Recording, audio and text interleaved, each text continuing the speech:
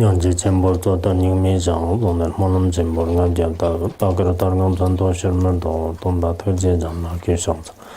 내저러 버저기 장감서 자고 뜻이잖아 연락 지금 반조 장로 소란데 공제도 반포로 신지로为度化一切众生，请大家发无上殊胜的菩提心啊！下面，今天我们讲课的内容啊，就法王如意宝所造的这个僧尼道格天姑妙音。那么这个教言呢，大多数的学员都非常清楚，这个法王一生当中的非常殊胜的简要阿弥的。就是简明扼要的，这样的这个有几部窍诀之一，比如中央心智明典呐，教诲甘露明典呐，怀疑释语啊，还有这个胜利道格啊，就是这几部呢，就应该说是在老人家一辈子当中啊，就是通过这个修行呢，通过这个闻思，多年的这个智慧的接近啊，就终结。成的非常这个珍贵的这种窍诀啊，就是窍诀，所以说呢，它根本不像现在世间人呢，就是2-3年当中这个专修啊，这个什么专门研究啊，或者说是通过学术的方式来进行这个研讨，最后得成的一些论文呢，就是绝对不像这样的，因为上是一方面呢。我们也这个清楚，老人家的这个修正啊，他的专辑啊，各方面的功德看呢，应该说，在这个释迦牟尼佛一直到莲花生大师的时候，生生世世都是非常了不起的圣者、大成就者啊，就是应该有前世的非常深厚的这样的这种善缘，而今生来讲呢，就是从这个60岁开始啊，一直到老人家做这个。胜利道格的时候应该60几岁，在这么这个60多年的这个岁月当中的话呢，就全部是就是这个专注这个佛法的内容，也可以说是闻思这个修行啊，就是这样的人的这个一辈子的话呢，就是全部都是奉献给众生，就是这个通达这个佛法的这样的这种一辈子的修行的智慧，就是终结出来的这个教言的话呢，的确也是非常珍贵。我个人的话，有时候在经常心里面想啊，现在实践人呢，就是虽然就是写出一些论文，写出一些书，但是这个书呢，可以说是断章取义的，就是就很多参考一些外面的这个知识，然后添加自己的一些分别念，就是陈述，就是宣传给这个世人而已的。而像上师那样的话呢，应该说从小到就是圆寂之间的话，所有的这个时间啊、精力啊，全部都是用在这个佛法和利益众生上面的，而不像现在实践人呢，在你一段时间就是读书完了以后，这个成家，为了孩子，为了家庭，为了这个工作，为了自己的这种事情呢，就是几乎就时间就是全部都是废，然后在这个。多余的这个实践里面，就是搞一些研究，就是按这个写成的书，通过这个实践和一些价值方面来讲，应该有非常大的差别。因此呢，我们也应该就是像是这个教研呢，就是的确是非常的这个殊胜，就是这是有智慧的人呢，就是通过学习以后啊，就完全会明白的。当时法王真正给我们开始的时候，我们也没有感觉到这样的，但后来因为时间就是过得这个很长了，然后平常呢，就是我们经常怎么说啊，就是思维一些这个佛法的这个内容啊，再加上是我们也看到社会上的各种各样的一些宗教啊、学说啊，以及这个实践人的种种的这个智慧分别念的。那么这些全部终结起来的时候，才知道是就是真正说是这个老人家是这个人中之王，就是有这样的这个感觉这也并不是说我就因为是自己的上师，所以呢，就是今天必须是要这个赞叹，不是这样的。就是那天我们这个身处天僧站里面所讲的一样，就是我们非常公正的、非常这个真挚的一个观点来这个分析的时候呢，我从内心当中的确也是有这样的这种这个想法就是希望呢你们自己也应该这个好好的这个观察。那么今天为什么要讲这个胜利道格呢？大家也应该清楚，经过我们2年多的这个时间当中呢，就是认认真真的这个学习如菩萨行论为主的一些这个论点呢，就是现在呢，就前一段时间就全部都这个圆满了，也算是我们这个从这个菩提协会的角度来讲呢，就是第一段的这个第一学期，也可以说是这个整个内容的话呢，就是已经这个圆满了。那么现在的话呢，就是第二个这个学期的这种这个发音呢，就是可以说开始就开始。那这个时间当中呢，就是我主要就是强调就是这个修行就是修行和文思相结合。本来按理讲呢，就是现在很多人还需要就是五部大论为主的很多的这个鲜明的经典呢，就是需要这个学习。但是我想呢，因为人生呢就是非常的这个短暂，你们的这个人生呢，就是还有多长时间，就是也很难说的，就是活在这个时间有多长时间很难说的，就人生有时候真的很快的。前一段时间我去北京，大概是1个礼拜前吧，就是有一个法师，就是我们在这个路后就是关于这个介绍方式呢，很多问题探讨，就是当时很开心的。但昨天呢，因为出了一些事情，就是已经离开世间了，就是在1个礼拜当中呢，就是一个人的这个生命呢，一下子一瞬间就已经就离开了。所以我们很多人的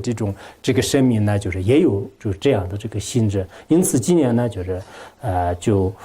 一直想就是把这个修行的法呢，就是先就是推到前面，就是在这个讲一下。如果以后有时间的话呢，那么自他都再继续学下去。所以当然我们这个住在学院当中的这些四宗弟子的话，基本上五部大论都已经学完了。显观专论的宋词呢，我们后面慢慢讲的话，其他都基本上这个学完了。但外面的这个菩提协会为主的很多道友来讲呢，现在这个只不过是刚开始这个入门学习，真正的佛法的这个非常广大深远的这个教义呢，还没有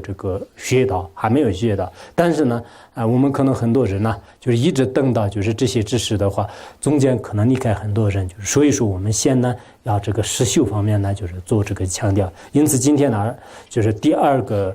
这个学期当中的话呢，我们就主要的这个文思和修行相结合就准备呢就是开办这个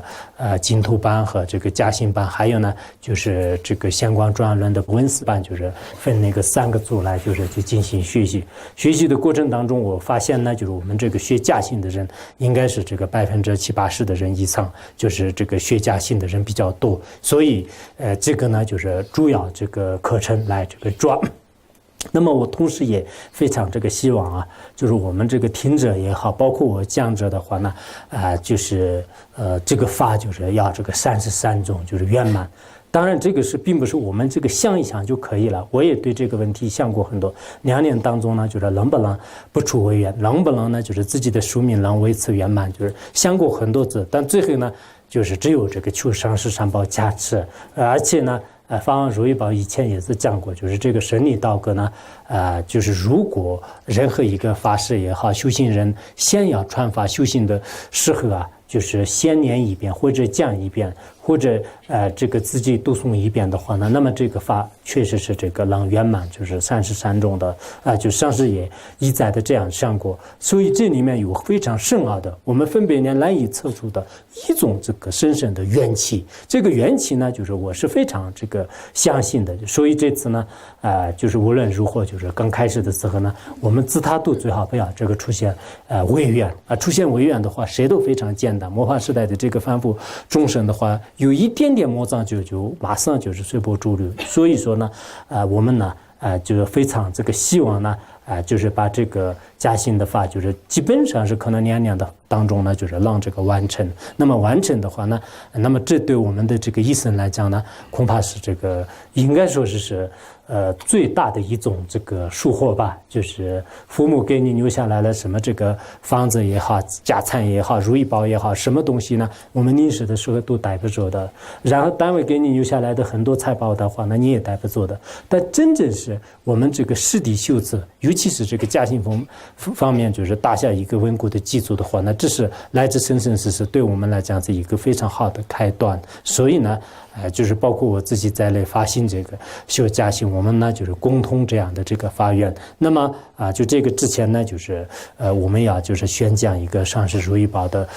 这个可以说老人家的这种智慧当中，就是自然流露出来的这个金刚道歌就这个教言呢，就是给大家就是讲一遍。那么这个道歌的这个来源呢，就是恐怕很多人呢，就是也应该清楚。原来在95年的时候，就是法王如意宝实现就是重病，就是当时大概是可能9月份的时候吧，就是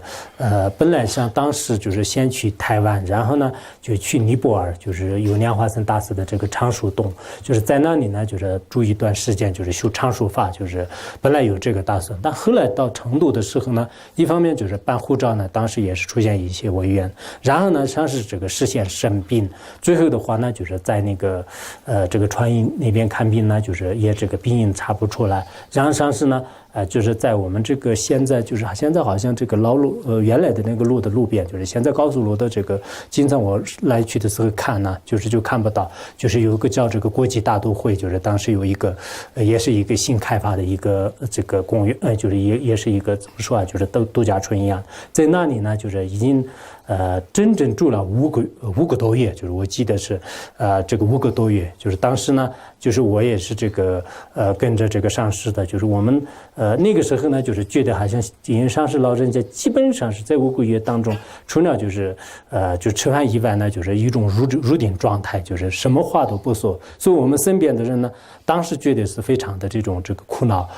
就是到底上是就是什么原因，就是什么话都不说，就是当然就是现在想起来好像不管怎么样，上师在，就是有时候现在呢就是一想起上师14年上师的时候呢，就是不管是在这个3000大千世界哪里去找的话呢，就我们这个作为凡夫人呢，眼前根本看不到照不到的时候呢，就很伤心的，就是如果在那个时候呢，即使不说话也是，如果有这个朝拜的对境的话呢，也是很开心的，但是当时没有这么觉得，就是一直住在这个那里。但后来呢可能当时我们在传记当中也写的有，就是这个上师有一次在这个梦间呢就是出现这个阿底峡尊者中东巴，还有呢就是摩盘仁波切和上师的这个上师就是喇嘛罗珠，让他们4位尊在这个显现在他的面前的时候呢好像那个阿底峡尊者呢就是什么话都不说，中东巴尊者呢就是说是这个阿底峡尊者非常的这个垂怜你加持你，那么现在的这个什么这个汹涌喷薄的这个大海的波浪的话呢，应该是在这个3月10号的时候呢，就是会中断的。你应该知道这个含义吗？就是当时中东巴尊者就是这样讲。然后摩盘仁波切呢，好像先是那个莲花生大师的愤怒像，然后牵出内外密的，就是很多这个委员和一些这个相符，就各种这个贵神，就是后来那个喇嘛罗珠呢，就是对上师者非常就是慈悲的这个开示，就说是你应该经常呢就是安住在这个这种显空无二的大圆满的这个本来光明的境界当中，然后在出定的时候呢，就是用这个菩提心自他消幻的这种菩提心来就是利益一切众生，要观想这样的话呢，就是一切违缘呢，就是会消失于这个虚空当中，就是就讲了这些这个教言之后呢，但后来大概确实是这个刚才中东把这个收集的一样，就是3月份的时候就是3月份的时候呢，就是上师的所有的这个病就是全部都就是这个好了，就是好了以后的话呢，我们这个返回这个佛学院，然后返回佛学院的时候呢，上师如意宝也是当时那个即兴就是唱这个胜利道歌就是当时的这个整个怎么说就是所有的四众弟子集聚在一起的这种快乐的话，那就是也应该说无法这个形容的。当时我们这个汉族四众弟子的道场呢，就是也算是取名为这个金刚相摩柱，就是也就是说获得胜利的一种这个象征。它这个道歌的这个题目的话呢，就是胜利道歌。这为什么叫胜利道歌呢？修行者就是通过这个修行的这种作战就是内外美的所有的位缘呢，就是全部就是遣除，完全就是从中这个获得这个胜利。应该说我们这个在修行当中已经这个得出这种这个快乐，就是得出这个胜利，就是这样的一种这个道歌就像天人的这种古神的话，那就是这个降服这个飞天，获得这个天人获得战胜的一种象征，就像那样呢，就是获得这个战胜的一种种这个道歌。当然，这个道歌里面呢，就是也讲了非常这个深深的，像是老人家的一辈子的，就是所有的这个窍诀，就是留给我们这个后人的。所以这个来源呢，就是也顺便跟大家就是讲一下，就是像是的这个道歌的来源是这样的。